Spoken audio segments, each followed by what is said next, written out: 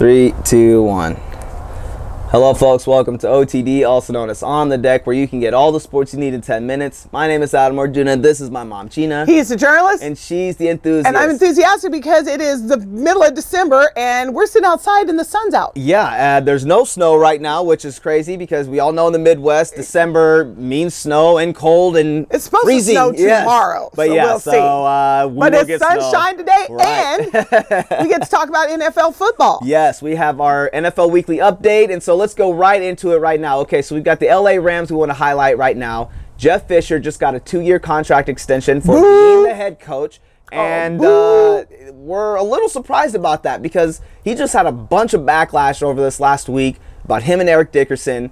We're getting into it about, well, Eric Dickerson's one of the best running backs to ever live, one of the best NFL players to ever play. And he was a longtime Ram when he got drafted in the NFL. And so and he had the nerve to criticize the Rams, who need to be criticized. Because they're not winning and they're not doing anything to make people feel happy about them. They're in LA. Everyone knows if you're going to be a professional team in Los Angeles, you got to win games. They weren't only in LA. They're on Hard Knocks and they got Hollywood football. They've got their own show, Following the Wives. Right. So Eric Dickerson just said, look, we're not winning. And by the way, Eric Dickerson can say whatever he wants to say. Correct. But what you don't need is Jeff Fisher getting into a fight with him and telling him he can't be on the sideline. Which is what happened last week. And so there was a big fallout and there was all this stuff going on. And so the next thing you hear is that, oh, yeah, by the way, we're going to go ahead and give you a contract extension. Rams doing that. And so it raised a lot of people's eyebrows saying, what did he do to deserve that extension? Here's the thing. You can either be a weatherman where you're wrong all the time and keep your job, or you can be the coach of the Los Angeles Rams where you have never had a winning season with the Rams organization and keep your job. Wasn't the last time he had anything in the playoffs a Super Bowl appearance in 1999? With the Tennessee Titans. It wasn't even with the team that he's in right now. Exactly. So, and that was with Hall of Fame quarterback Steve McNair at that. So it's just one of those situations where it kind of makes you wonder what's going on there. What happened? Tell the truth. It's more than makes you wonder. What changed your mind there? Well, let me ask you this. What NFL team is Lovie Smith coaching for right now? He's not in the NFL right now. No, he's coaching for Illinois, which good for him. He's a great coach. I'm happy those kids got a good coach. But Lovie Smith gets fired from the Tampa Bay Buccaneers and Jeff Fisher gets a contract extension? Come on now. Yeah, there's a lot of things going on there that I don't know what's going on. Well, let's move on then. Okay. So we're going to go ahead and transition to the East Coast here. We're going to talk about the New England Patriots. Do we have to? We do, unfortunately.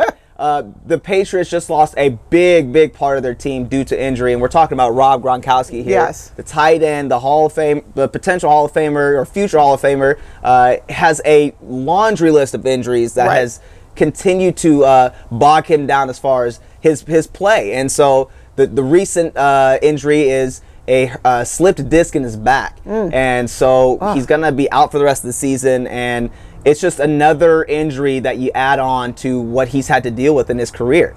And part of that, I believe, is just because of his size. Right. How big is Rob? He's 6'7", 275 pounds. Now, that's O-lineman, basically. Yes. But he plays tight end. And so if you know the sport or you know the position, if specifically, you have to block a lot of the time. Well, you got to basically you're doing both, right? You're on the line and you're playing receiver. Correct. And so a lot of times you'll get split out and you're running routes, and a lot of times you're on the end and you're blocking linebackers, defensive end, corners or safeties coming up hard. So he's got a tough job. But with his body being so big, when he goes up for passes or when he is in traffic, people can take shots at him because he's such a big target. His back is oh my goodness, exposed. Cannot talk today. His chest is exposed as well, along with his lower extremities. And it's hard on those bigger guys. Well, it's not just him, but a lot of those guys. Oh, yeah, tight end is a tough spot to play. And if you have a good tight end, you're probably making a run at a championship, i.e. Chiefs right now. But you know what else I was going to say? If you have had Gronk on your fantasy teams, which your little brother actually does have Gronk on his team, he's been on IR or what is it, where you're not sure they're going to play. Yeah, just being all on the questionable list all week, the whole season. Questionable or probable, right. And you can't take whatever the Patriots say at face value because a couple weeks ago it was Brady, Gronk, Element, the whole whole team was, you know, questionable, and that's Belichick trying to fool everybody. You know what you know, and then here they come trotting out to play. But Gronk has pretty much been on questionable list the whole season, and now to hear that he's actually out, you know that it's serious. It is serious. It's a bad thing. And a lot of people have been talking about his future because of how physical the NFL is, and because of who he is, and what a big target he is, and the position that he plays. People are questioning how much longer he can really play, and we don't know. So hopefully he can recover and get back to well, that is big news in the NFL. It is big news because that's Tom Brady's security blanket, and so we'll see how that impacts them as far as the playoffs go. All right, so we're going to go ahead and transition to from west to east to south. The south? Okay, yeah. Let's go and talk about what happened this past week down in New Orleans with Joe McKnight. A lot of people know him from playing at USC. He was basically the top-rated recruit coming out of high school, had a really good career at USC, then got drafted by the Jets, and finished his last Weren't they even on Hard Knocks? They were on Hard Knocks. Hard Knocks followed the Jets. People got to see Joe McKnight. Yes, he got a lot of exposure as well. And he was actually Kansas City Chief here at one time as well. So we're very saddened by this news that he was shot and killed. He was shot and killed due to road rage, which a lot of people find to be kind of a nonsense type of thing for people to be killed over, but it happens a lot more than you think. And I just think the environment of New Orleans right now is very off. It's not they're not in a great place, and so the people down there, the tension down there is very high, and so no one knows the full details. They have footage of the car chase or whatever, but it's still unclear of what was going on, and it's just really sad news. Well, you know, when I heard the story, the first thing I instantly thought about was his mom. And wasn't Will Smith just recently killed this season, within the same football season? And I automatically think about their moms, and obviously wives, girlfriends, brothers, sisters, cousins, family members. You think about everyone who loved Joe McKnight, but my heart just breaks. I'm a mother, and it's so senseless, and no mom wants to ever bury their child over something as I can't even come up the words nonsensical as who's in the car. And what do I tell you guys all the time? If somebody cuts you off, don't even flip them the bird. You know, you feel like you're safe in the car. You know, I'm behind my wheel, I'm going to say something.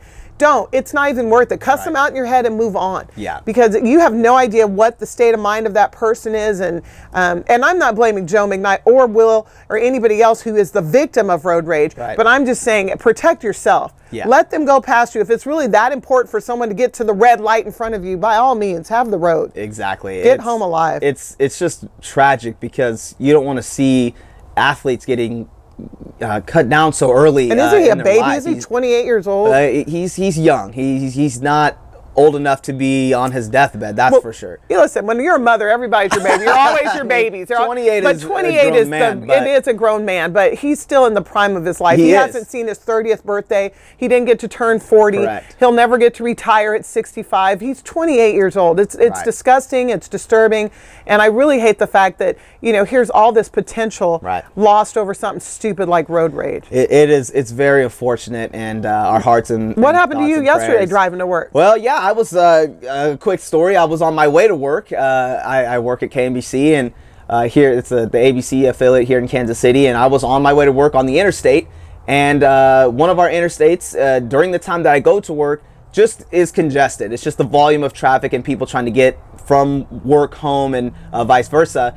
And a guy, believe it or not, they had military plates. I was on the far left lane, and you know the next lane after that is the median or the cement wall, but you have the rumble pack, the edge there of the road. Well, the guy just took the rumble bars to get one spot ahead of me. It wasn't like there was like a bunch of space, and you know I was just going at open highway. No, he literally got one spot ahead of me, and it took everything inside of me to not freak out and get mad and do all those things. But the reason what kind of stopped me was thinking about Joe McKnight, hearing this news and thinking, I have no idea who that person is in the vehicle. I have no idea what type of weapon or if they have a weapon in the car. I'm not trying to bump them or do anything like that because my life is now at risk and at stake. And so road rage is real, and it's just something that happens, and we just are very saddened by what happened to Joe McKnight. I'm very saddened. Well, in other NFL news, they did. NFL allowed the players to have a little say about the causes they care about on their cleats, and I thought that was a good thing. This last week That was a good thing. It was cool. So we can end on a good note. We can end on a good note. A lot of the players had special things, different organizations and groups to help bring awareness, and it was really cool for the NFL to let those guys do that. It is. So, well, we just want to say we thank you for joining us. As you guys can see, we do have our Twitter handles. We do have Facebook and YouTube. We are all in on social media, so please watch our stuff and continue to comment and give us your thoughts. Only nice things. We only want to hear nice things. We just want to say that we totally appreciate your time, and we thank you for watching, folks.